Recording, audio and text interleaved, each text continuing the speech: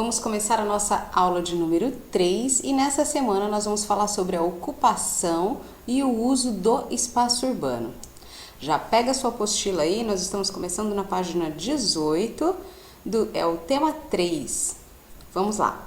Quais são os tópicos que a gente vai estudar no dia de hoje com essa videoaula?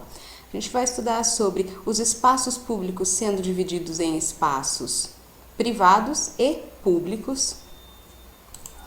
Também vamos falar de centro e periferia e vamos falar da qualidade de vida dentro das cidades a partir desses serviços que são prestados no espaço urbano. Então vamos voltar aqui para o nosso início do tema 3. Bem, como a gente viu, a cidade ela é formada de diferentes tipos de paisagens, mas dentro do espaço urbano existem áreas específicas, lugares específicos, e essa utilização desses espaços dentro da cidade, a gente vai chamar de ocupação do espaço urbano. Nessas ocupações, nós temos áreas que podem ser espaços, cidades que podem ser com finalidades bastante diferentes dentro do mesmo município, dentro da mesma cidade, como por exemplo, espaços de moradia e comércio, atividade industrial, lazer, isso daí são funções que existem dentro desse espaço urbano, o uso que a gente está destinando àquele espaço urbano. Existem alguns lugares que não são de uso misto, que são áreas que são apenas para moradias. Então você olha, por exemplo, um bairro ou um determinado condomínio, onde ali dentro daquele condomínio não pode ter nenhum outro tipo de atividade, não pode ter nenhum outro uso. Então você vê, é uma área apenas de moradia.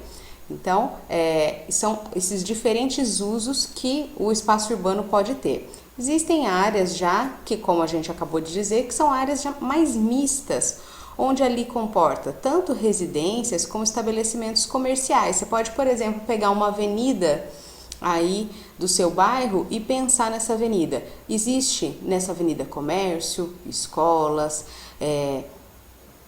diferentes tipos de moradias, prestações de serviços. Então, se ela dessa maneira, essa avenida em especial, ela é uma avenida que tem dentro da sua funcionalidade um espaço de uso misto, certo?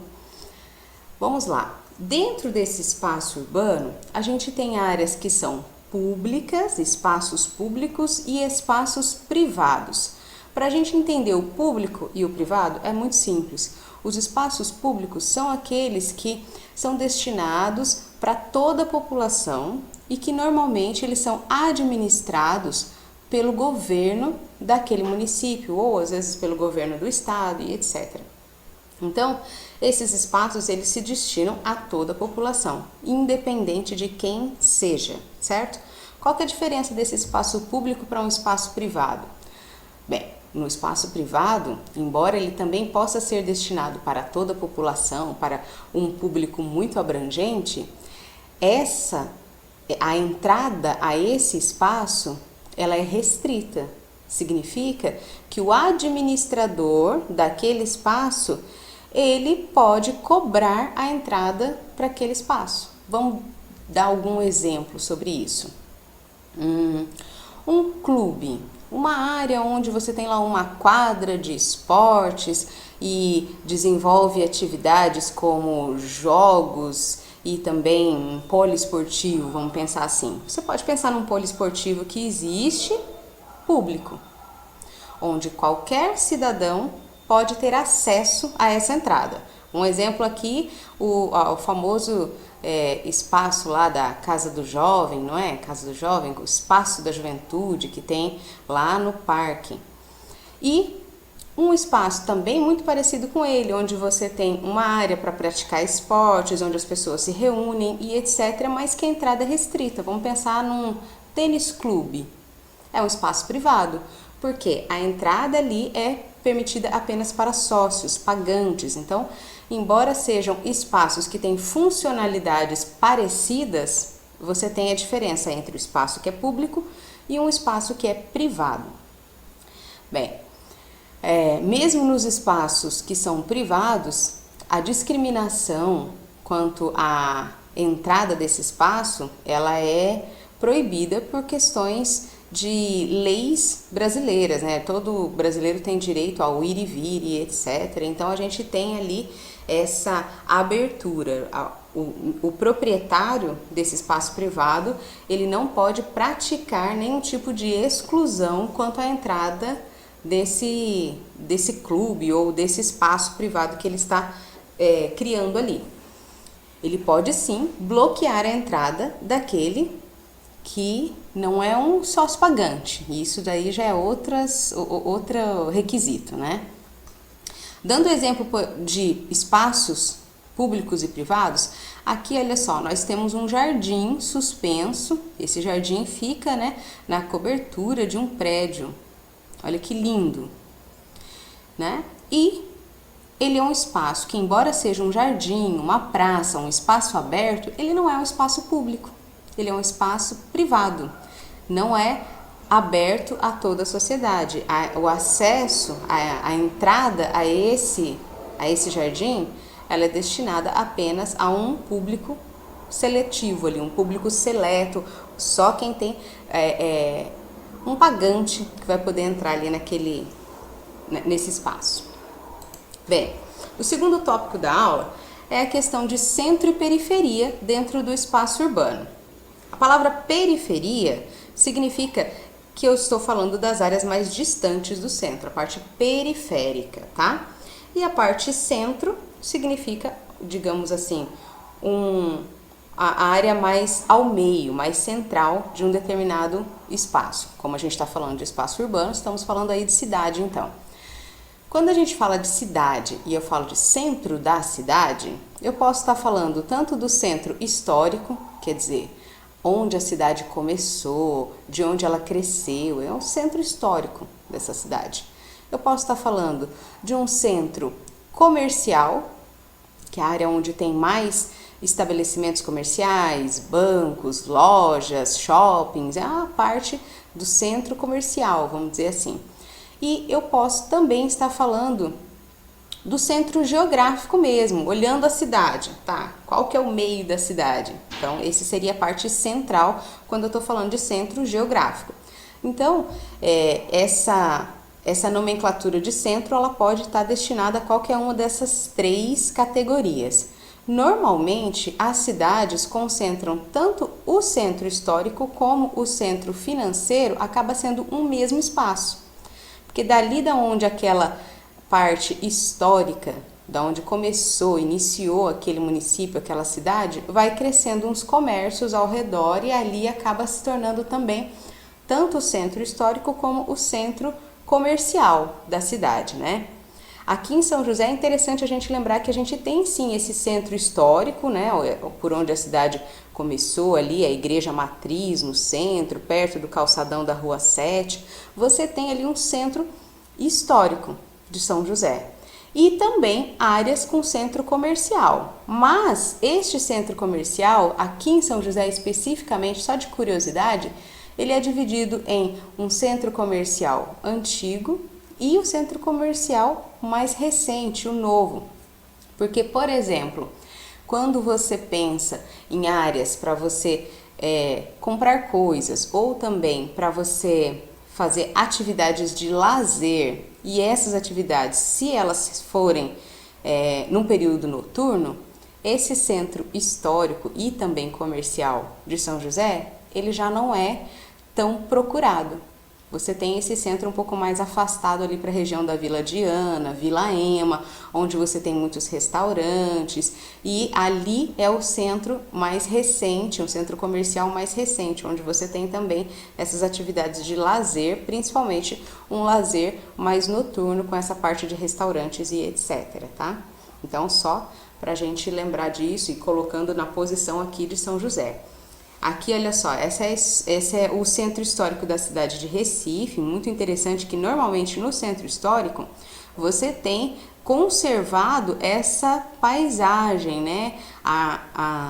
As fachadas dos prédios, elas normalmente precisam ser conservadas, existe aí algumas leis que mantêm isso intacto, justamente porque acaba também ajudando no comércio, porque muitas pessoas querem conhecer um centro histórico e acabam indo para esses lugares a turismo, e aí então quando você mantém essa fachada, esse centro histórico intacto, acaba movimentando também o comércio daquela cidade, que é o caso, por exemplo, aqui do Centro Histórico de Recife, que é tanto um polo comercial como um polo turístico. Tá, falamos de centro. E periferia, então? Como que seria a explicação para periferia? A gente falou que periferia é a área distante do centro. Muito bem.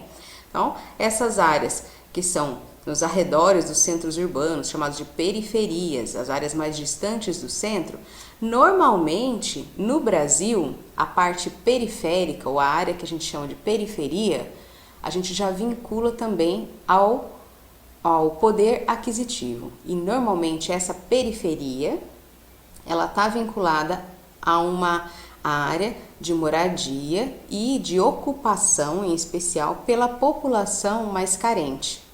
Nessas áreas de periferia, de modo geral, a gente acaba tendo uma falta de serviços públicos, que é o que a gente vai falar no próximo tópico, né?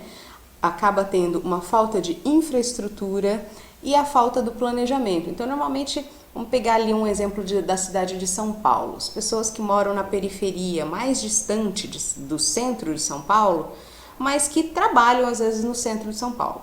Por falta de uma infraestrutura, de planejamento adequado, de uma rede de transportes, da mobilidade urbana ali dentro da cidade de São Paulo, e também pelo excesso de veículos e vários outros problemas ali, muitas vezes o morador da periferia, para chegar no seu trabalho, leva de 2 a 3 horas dentro desse trânsito.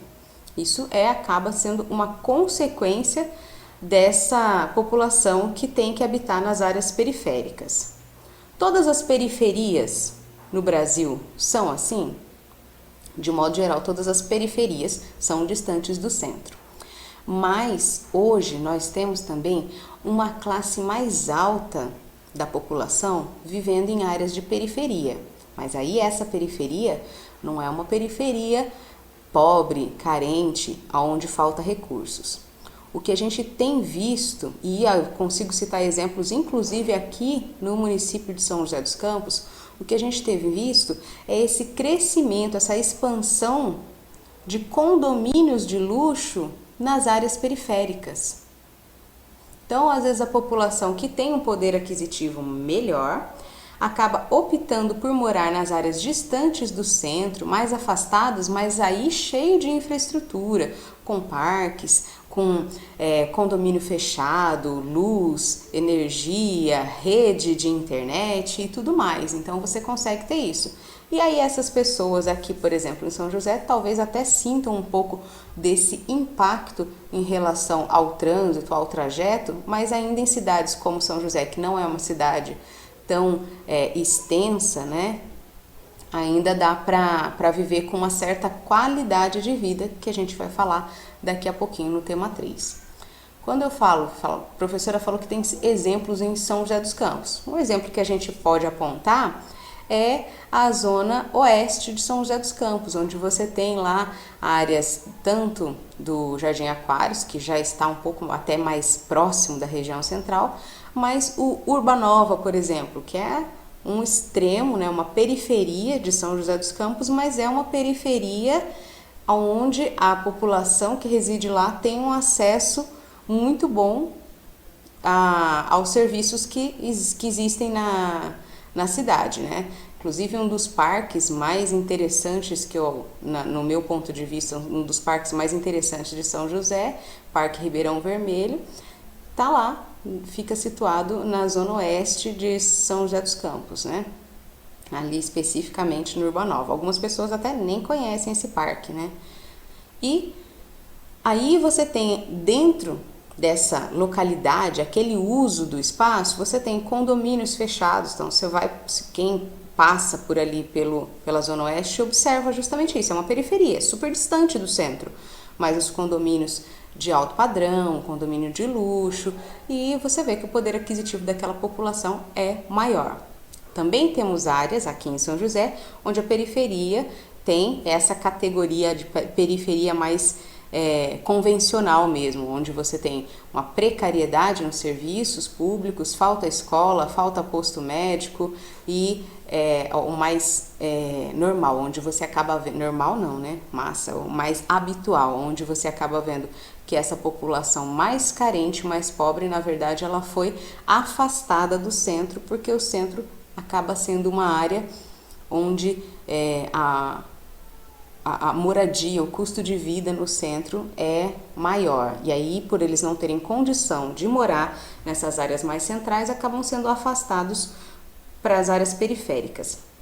Em grandes cidades, como São Paulo, Rio, algumas dessas áreas periféricas, elas também são ocupadas com moradias precárias e acabam formando ali as favelas ou cortiços e outros tipos de moradia precárias, que a gente vai falar disso depois na próxima unidade também. Agora, para a gente finalizar, vamos para o último tema da aula. Qualidade de vida nas cidades. A gente acabou de apontar sobre esses serviços dentro do uso do espaço urbano. Tem áreas que têm uma qualidade melhor, tem espaço urbano que é um pouco melhor, outro que é um pouco pior. Como que fica a população que está morando dentro desses espaços urbanos? Qual é a qualidade da vida das pessoas nas cidades? A gente já ouviu relatos de algumas pessoas que moram em grandes cidades há muito tempo e que hoje estão até procurando, né, voltar para cidades pequenas, porque acaba vendo que, embora uma cidade grande possa ter uma gama grande de possibilidades, nem sempre essas possibilidades são reais. Fala, numa cidade grande a gente tem comércio especializado, tem shoppings, tem vários hospitais, tem escolas muito renomadas, tem uma infinidade de possibilidades de trabalho e etc. Mas não é aberto esse acesso para todas as pessoas. Isso não é tão fácil de se conseguir assim. Então, a condição de vida nas cidades está sujeita a uma série de fatores que dependem tanto da ação de governantes e da maneira como o espaço urbano é ocupado e utilizado pela população. Olha que importante isso, né? A seguir, a gente vai apresentar aqui algumas das necessidades básicas da população que interferem na condição de vida de quem mora lá. Porque quem mora na cidade, 2 serviços básicos que a gente precisa é o acesso à saúde e o acesso à educação. Muito bem. Saúde e educação são serviços públicos indispensáveis. Todos os municípios, todas as cidades acabam tendo essa necessidade, eles precisam prestar esse serviço para a população. Para que isso seja necessário, precisa que haja hospitais, postos de saúde, escola, universidade, dentro desse espaço urbano. Então, o município precisa criar condições para isso, precisa construir creches, construir escolas, construir postos de saúde, e isso fazendo com que haja um atendimento, né, eficiente para toda essa população. Vamos dar um exemplo bem simples quanto a isso. Imagina que eu vou dar uma festa para 5 pessoas. Então, eu preciso preparar itens para 5 pessoas, eu preciso preparar lugares para que eles sentem, eu preciso preparar comida, bebida e etc. Então, eu tenho ali um planejamento para 5 pessoas. Se aparecesse cada uma dessas 5 pessoas na minha festa, aparecer com mais 3, será que o serviço, será que a qualidade do que eu estava oferecendo vai ser a mesma? Não. Por quê? Eu tenho um número muito acima daquilo que foi preparado. Então, a mesma coisa a gente pode passar para quando eu estou falando de saúde e educação. Se eu tenho um município onde a população jovem, população de crianças e adolescentes está crescendo muito rapidamente e eu tenho um número de escolas que não comporta esse número de crianças, o município precisa construir mais, o município precisa fazer com que haja vagas o suficiente para todas essas pessoas. E aí a gente não pensa só na vaga, a gente vai pensar também na qualidade desses serviços, o material que vai ser oferecido, os profissionais que vão atender a essa população. Então, tudo isso está relacionado à qualidade do serviço, à qualidade da vida das pessoas que estão morando, que estão ocupando esses espaços urbanos, né? É importante aqui, ó, que também a população disponha de serviços de saneamento básico, como abastecimento de água tratada, coleta e tratamento de esgoto e coleta de resíduos. Por quê? Esses serviços são essenciais para que haja uma qualidade de vida dentro das casas e que essas pessoas se mantenham saudáveis, não vai proliferar doenças ali, porque ela está tendo um abastecimento de água tratada, ela tem uma coleta de esgoto, ela tem uma coleta de lixo. Então, essas pessoas, do lugar onde ela mora, se tem esses serviços de qualidade, a qualidade da vida dessas pessoas também vai ser maior, tá? Bem, aí aqui, olha, ó, você já anota que essa página aqui, página 20, onde tem essa perguntinha para você responder. Como você avalia o serviço de educação pública no local onde você mora? Aqui no município de São José dos Campos. Talvez você já tenha conhecido ou talvez você mesmo já tenha estudado numa escola pública aqui em São José dos Campos. Em São José nós temos escolas públicas tanto estaduais, que são geridas pelo governo do estado, como também escolas municipais, que daí elas já são administradas pelo município, pela prefeitura de São José. Como você avalia? Tá? Coloca aí essa resposta na página 20 do seu caderno. E agora falando dos serviços de mobilidade urbana, né? E cultura e lazer. Quando a gente fala de mobilidade urbana, eu estou me referindo ao deslocamento populacional. A gente sabe que a população, para ir e vir dos determinados lugares, ela precisa de diferentes vias, seja ela vias rodoviárias, pode ser utilizado também como um facilitador, os meios de transporte que envolvam o ciclismo aí, né? Então, para isso, a prefeitura precisa investir também na ciclovia, e aí existe uma gama de possibilidades aqui. Em 2017, o principal meio de locomoção da população urbana no Brasil era o ônibus. E aí a gente já começa, quem usa ônibus aí já começa a pensar em relação a como que funciona esse transporte. Será se ele é de qualidade? Será se ele não é? Né? E 45% de todos os deslocamentos no Brasil, então, era feito por ônibus. O carro próprio era o segundo modo de transporte mais utilizado, correspondendo a 22% do total. E em terceiro lugar, as pessoas se deslocam, né, até o ano de 2017 a pé, dentro dessa avaliação geral dessa pesquisa que foi feita. Então você vê que como via principal nós tínhamos aí até 2017 as vias rodoviárias, né? Ou era através de ônibus ou de carro próprio, ou então às vezes as pessoas, uma outra grande parcela da população se deslocava a pé, talvez por morar perto ou talvez por falta de condição mesmo. Isso é um dado importante. Com relação à cultura e lazer, que também são serviços que geram a qualidade de vida na população, não são serviços extras, são serviços essenciais. Cultura e lazer faz com que a população aumente a qualidade de vida, é super importante, né?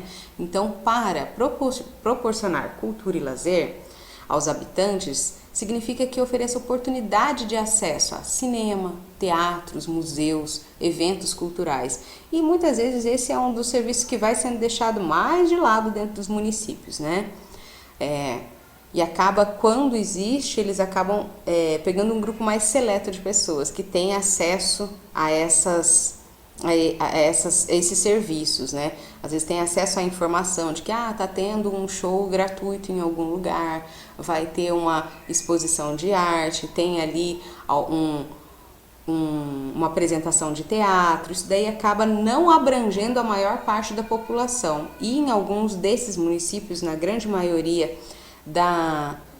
dos municípios no Brasil, é uma atividade que acaba envolvendo muito mais a população da classe mais nobre do que a população da classe mais baixa. Infelizmente é uma realidade.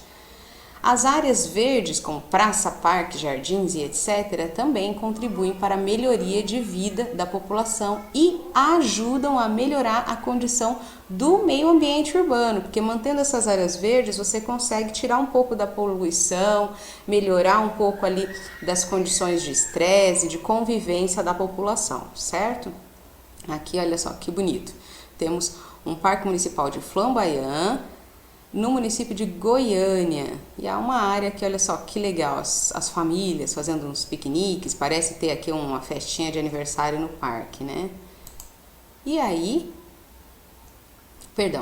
pra gente finalizar, quero que você comente no nosso fórum aqui. A gente está vivendo esse período aí de isolamento, vocês dentro das suas casas e a gente não podendo fazer muito uso desse espaço de convivência, desse espaço de lazer que a gente tem também no município de São José dos Campos. Quero que você comente no nosso fórum, dentro dessas áreas de lazer, de espaços públicos em São José dos Campos, qual é o espaço público que você mais gosta de utilizar e o que você e sua família fariam ou costumam fazer quando vão a esse espaço público, tá bom? Vou aí dizer para vocês, como eu falei, aqui eu, professora, adoro o Parque Ribeirão Vermelho, principalmente em dias quentes, onde as crianças podem lá se divertir na piscina vertical, né, naqueles chafariz lá para se divertir no Parque do Ribeirão Vermelho. E você, comenta aí, do uso do espaço urbano de São José, esse espaço público, qual é um espaço público que inclusive você deve estar até com saudade de frequentar, tá bom? Beijinhos e até a nossa próxima aula. Tchau!